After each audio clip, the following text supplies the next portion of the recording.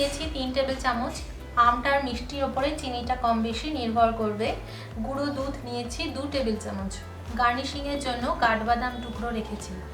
আমের সন্দেশ বানানোর জন্য আমি ছানাটাকে হাত দিয়ে খুব ভালো করে মেখে নেব। একদম নরম করে মাখতে হবে।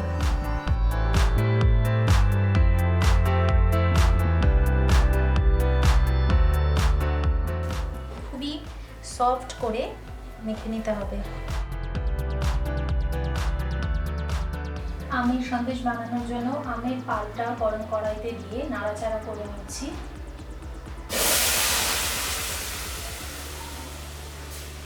দিয়ে দিচ্ছি 2 টেবিল চামচ চিনি। আমি যে আমটা নিয়েছি সেটা খুব মিষ্টি বলে অল্প চিনি দিলাম। আমটা যখন শুকিয়ে এতটুকু হবে, মানে কনসিস্টেন্সিটা এরকম ঘন হবে, তখন এর মধ্যে দিয়ে দিতে হবে মেখে রাখা ছানা। ছানাটা দিয়ে ফ্লেমটা লো করে সবকিছু মিশিয়ে কন্টিনিউ নেড়ে যেতে হবে।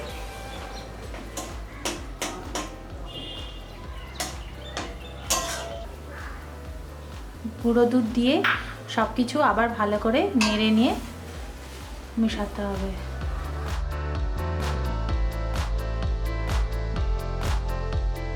রেডি হয়ে গেছে আম সন্দেশের জন্য ব্যাটার। এটা মোটামুটি গরম থাকতেই কিন্তু গোল গোল করে নিতে হবে, আলতো আলতো করে করতে হবে। তারপর হাত দিয়ে অল্প একটু চেপে দেব, অনেকটা প্যারার মতন। মাঝখানে একটা কাঠবাদাম বসিয়ে দিলাম।